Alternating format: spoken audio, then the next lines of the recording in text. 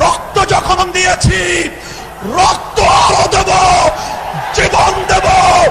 রক্তের বিনিময়ে আল্লাহর জমিনে আল্লাহ নবীর ইজ্জতের হেফাজত করেই ছাড়বো ইনশাআল্লাহ। বরকতুল্লাহ মিডিয়া, সত্যের সন্ধানে এক ধাপ এগিয়ে। রক্ত যখন দিয়েছি, রক্ত আরো দেব, জীবন দেব। রক্তের বিনিময়ে আল্লাহর জমিনে আল্লাহ নবীর ইজ্জতের হেফাজত করেই ছাড়বো ইনশাআল্লাহ। 2013 সালে যে নবীর ইজ্জতের হেফাজতের জন্য ঢাকার এই পল্টন, দৈনিক বাংলা এবং শাপলা চত্বর শহীদি রক্তে রঞ্জিত হয়েছিল, যদি সে নবীর ইজ্জতের হেফাজতের জন্য ধর্ম বিরুদ্ধাচারণের প্রতিরোধ করবার লক্ষ্যে আরেকটি শাপলা চত্বরের প্রয়োজন হয়, ইনশাআল্লাহ এবার বাংলাদেশ খেলাফত যুব মজলিসি আরেকবার শাপলা চত্বর কায়েম করবে। তোমরা মনে করেছো ফুৎকার দিয়ে আমাদের অগ্রযাত্রাকে রুখে দিবে, ইনশাআল্লাহ এবারের জাগরণ রুখে দেওয়াটা এত সহজ হবে না তোমাদের জন্য। মনে রাখতে হবে, ইসলামকে মাইনাস করে বাংলাদেশের পরিচয় হতে পারে না। ইসলামী শক্তির উত্থান বাংলাদেশে এক অনিবার্য বাস্তবতা। ষড়যন্ত্র করে জাগরণকে রুখে দেওয়া যাবে না ইনশাআল্লাহ। ইসলামের বিরুদ্ধাচরণ করে কেউ ক্ষমতায় যেতেও পারবে না, কাউকে ক্ষমতায় থাকতেও দেওয়া হবে না ইনশাআল্লাহ। রাষ্ট্রের যারা কর্ণধার, তারা রাতের অন্ধকারে গোটা দেশের 16 কোটি মানুষের সঙ্গে প্রতারণা করে, ভোট ডাকাতি করে, অবৈধভাবে নির্বাচন ব্যবস্থাকে ছিনতাই করে রাষ্ট্রীয় ক্ষমতা দখল করেছে।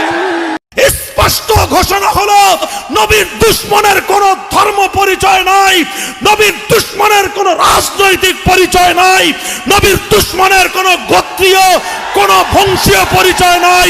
নবীর দুশ্মনের একটাই পরিচয়, ও মানবতার দুশ্মন, ও বিশ্ব সভ্যতার দুশ্মন, ও আল্লাহর নবীর দুশ্মন, সে আমাদের জানের দুশ্মন। যদি এভাবে একটার পর একটা ঘটনা ঘটতে থাকে, মনে রাখবেন তাওহীদি জনতার বাঁধ, ধৈর্যের বাঁধ ভেঙে গেলে সেই বাঁধ ভাঙ্গা গণস্রোতে বঙ্গভবন, সংসদ ভবন, গণভবন সব ভেসে যাবে বঙ্গোপসাগরে। কি জবাব দিবেন মাননীয় আইনজীবী সাহেব? কি জবাব দিবেন মাননীয় বিচারপতি সাহেব? কি জবাব দিবেন মাননীয় প্রধানমন্ত্রী? কি জবাব আছে আপনাকে ওই গার্মেন্টসের কর্মীকে লাশ বানিয়ে মায়ের কোলে ফেরত পাঠানোর কোন অধিকার রয়েছে?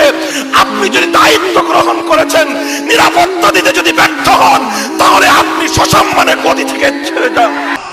আজ নবীর নামে যারা কটূক্তি করেছে, সে যে ধর্মাবলম্বী হোক না কেন, সে যেই ধর্মাবলম্বী হোক না কেন, স্পষ্ট ঘোষণা হলো, নবীর দুশ্মনের কোন ধর্ম পরিচয় নাই, নবীর দুশ্মনের কোন রাজনৈতিক পরিচয় নাই, নবীর দুশ্মনের কোন গোত্রীয় কোন বংশীয় পরিচয় নাই। নবীর দুশ্মনের একটাই পরিচয়, ও মানবতার দুশ্মন, ও বিশ্ব সভ্যতার দুশ্মন, ও আল্লাহর নবীর দুশ্মন, সে আমাদের জানের দুশ্মন। প্রমাণ ছাড়া যারা তার আইডি হ্যাক হয়েছিল বলে দাবি করবে, এটা মুনাফিকদের ব্যাপারে নমনীয়তা প্রদর্শন করার লক্ষণ। যাদের ছাত্র সংগঠন, তারা বিশ্ববিদ্যালয়ের অভ্যন্তরে ছাত্র রাজনীতির নামে আমার বিশ্ববিদ্যালয়গুলোকে অস্ত্রের ঝনঝনানিতে পরিণত করেছে। আমরা দাবি তুলতে চাই, সমস্ত রাজনীতির আখড়া বিশ্ববিদ্যালয় থেকে উপড়ে ফেলো। আমাদের ট্যাক্সের পয়সা দিয়ে আমাদের ছেলেদেরকে স্কুলে পড়াইবা, শুধু বিজ্ঞান শিখাইবা, শিখাও ভালো কথা। অর্থনীতি, ইকোনমিক্স পড়াইবা, ভালো কথা। সায়েন্স পড়াবা, ভালো কথা। টেকনোলজি পড়াইবা, ভালো কথা। কিন্তু আমার সন্তান শুদ্ধ বিসমিল্লাহ উচ্চারণ জানবে না, এটা আমার ট্যাক্সের পয়সা দিয়ে জাতীয় শিক্ষা ব্যবস্থায় এই করুণ চিত্র মুসলমান বরদাস্ত করতে পারে না, মেনে নেওয়া যায় না।